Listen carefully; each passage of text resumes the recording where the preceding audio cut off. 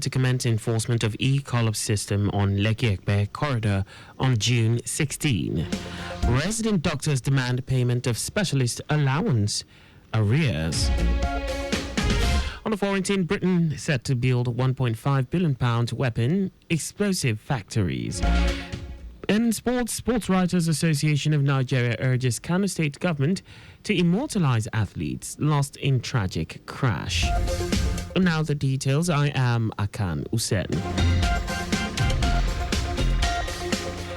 The Lagos State government has announced that the enforcement of the e-collab system on the Lekki-Ekpe corridor will officially commence on June 16, following an earlier postponement. Deputy Governor of Lagos State, Obafemi Hamzat, made the announcement during a high-level stakeholders meeting convened to address pressing concerns surrounding traffic management and congestion caused by increasing industrial activities within the Lekki Free Zone and its surrounding areas.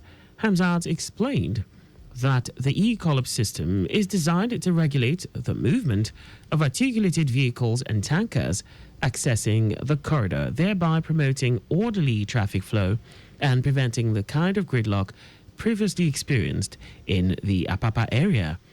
He urged all stakeholders to remain fully committed to the initiative, noting its critical role in enhancing logistics efficiency and improving road transportation infrastructure in the state. Also speaking at the meeting, Commissioner for Transportation Oluwaseun Oshiemi acknowledged that while previous engagements with stakeholders had resulted in consensus on implementation, challenges encountered during recent enforcement efforts necessitated a temporary pause and further consultations.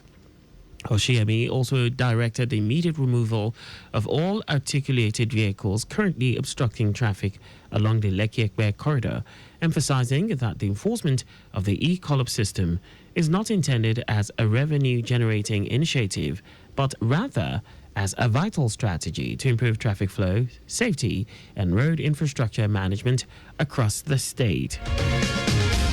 The Lagos State Traditional Medicine Board, LSTMB, has hosted a high-powered delegation from the Rivers State Traditional Medicine Board in what could be described as a landmark collaboration geared towards strengthening the regulation, education, and integration of traditional medicine practices in Nigeria.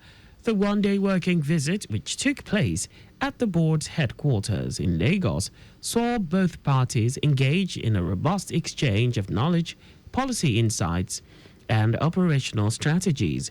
Registrar of LSTMB, Babatunde Adili, while welcoming the delegation, expressed delight at the opportunity to showcase the strides Lagos has made in legitimizing and professionalizing traditional medicine.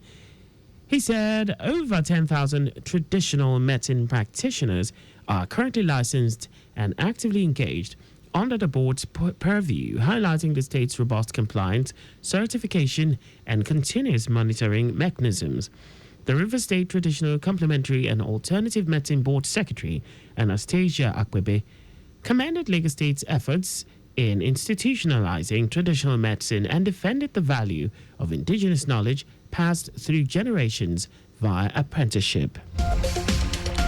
Fellows of the Lateef Jakonde Leadership Academy, LJLA, have arrived in Singapore for a week-long international policy trip designed to expose them to innovative governance practices, cutting-edge public policy models, and transformative leadership principles. This experience, an intricate component of the Academy's 12-month fellowship program, is tailored to cultivate globally minded public sector leaders by immersing fellows in world-class learning environments outside Nigeria. Throughout the visit, the fellows will undertake a series of curated courses at the prestigious Lee Kuan Yew School of Public Policy, exploring themes such as economic transformation, sustainability, social protection systems, public housing policy, multiculturalism, and future thinking. Executive Secretary of the Academy, Aisat Agbaje Okwande, described the trip as a pivotal moment in the fellows' leadership journey, as it will sharpen their perspective, expand their network, and deepen their leadership potential.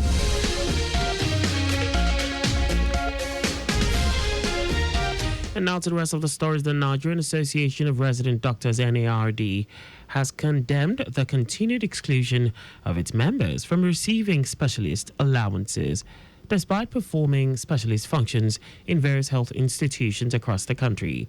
NARD also strongly criticized the persistent casualization and poor remuneration of its members by the chief executives of tertiary hospitals. President of the association, Tokwe Oshundara, raised these concerns during a press conference where he read the communique issued at the conclusion of the May Ordinary General Meeting and Scientific Conference held in Uyo, Akwa Ibom State.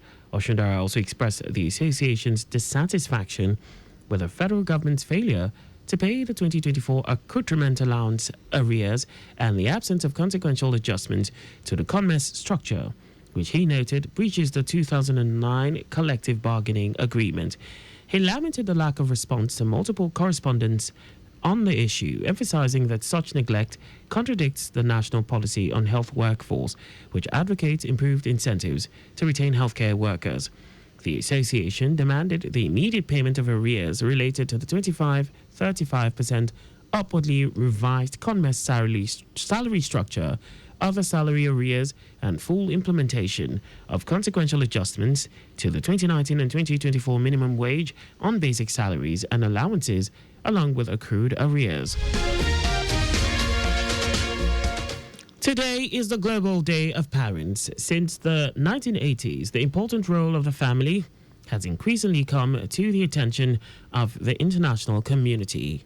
The General Assembly adopted a number of resolutions and proclaimed the International Year of the Family and International Day of Families. Emphasizing the critical role of parents in the rearing of children, the day recognizes that the family has the primary responsibility for nurturing and protection of children. Designated by the General Assembly in 2012, Global Day of Parents also provides an opportunity to appreciate all parents for their selfless commitment to children and their lifelong sacrifice towards nurturing this relationship. The 2025 theme, Raising Parents, draws attention to an essential but often underappreciated reality. Parenting is a learned skill. 3 leading student associations have thrown their weight behind the Guinness Health Competition, GHC, which is a spirited effort to promote malaria health awareness and education among Nigerian youth, especially for secondary schools and tertiary institution students nationwide. The bodies are the National Association of University Students, NAUS, the National Association of Polytechnic Students, NAPS, and the National Association of Nigerian Colleges of Education, NANSES. In their remarks, National President of NAUS, Josiah Oche, President of the Senate of NAPS, Ayomide Oyewumi, and National President of NANSES, Samuel Egunjobi, highlighted the growing need for health education and proactive wellness among young people, particularly in light of rising health challenges across the country. They described the initiative as a collaborative drive to embed health consciousness in Nigeria's younger generations. On his part, sponsor of the GHC, Umemwa Emmanuel, highlighted the importance of student involvement in health advocacy, urging participants, educators, and community members to take full advantage of the platform.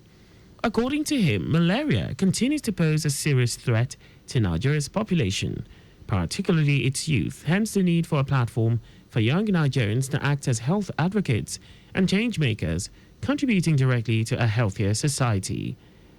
Earlier, initiator of the GHC, Cletus Ilubanafo, credited the competition's conception to a desire to merge youth vibrancy with health advocacy in a creative and rewarding manner. And now to foreign news. Britain has announced a £1.5 billion plan to build at least 6 new weapons and explosive factories. Prime Minister Keir Starmer, who announced this, said this is because Britain must be ready to fight and win a war against states with advanced military forces. Starmer's statement came a day before he publishes a major review of Britain's military capabilities. The UK and countries across Europe are rapidly trying to boost their defense industries after United States President Donald Trump said the continent had to take more responsibility for its own security.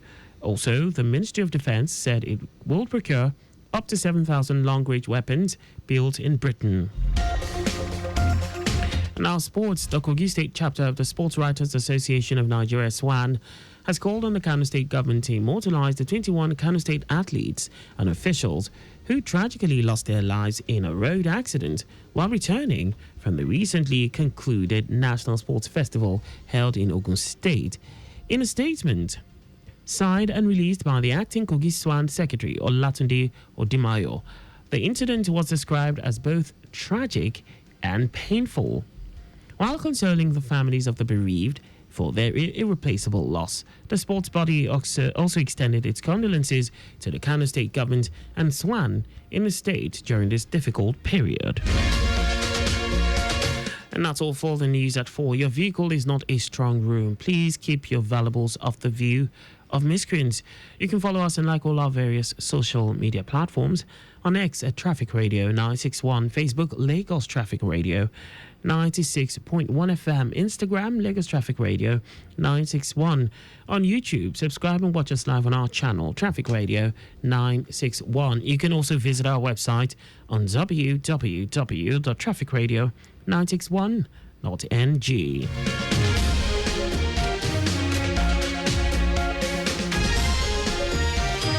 Did you know that the Sanwo-Olu administration empowered 600 women with ingenious business ideas to the tune of 4 billion naira through the Lagos State Employment Trust Fund LSETFW initiative to empower Lagosians? You can get more details on the Lagos State government's website. To end the news, here are the highlights of the major stories. The Lagos State government has announced that the enforcement of the e-collab system on the Lekki-Ekpe corridor will officially commence on June 16, following an earlier postponement.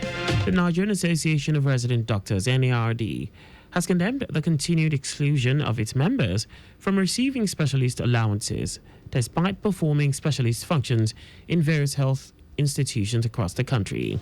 I also told you that Britain has announced a £1.5 billion plan to build at least 6 new weapons and explosive factories. And in sports, the Kogi State chapter of the Sports Writers Association of Nigeria, SWAN, has called on the Kano State government to immortalize the 21 Kano State athletes and officials who tragically lost their lives in a road accident while returning from the recently concluded National Sports Festival held in Ogun State. For contact with the newsroom, please send a message to info@trafficradio961.ng. And that ends the news broadcast compiled by Adewale Oluwokboroku. I am Akan Usen. Thanks for listening and please stay safe. Good afternoon.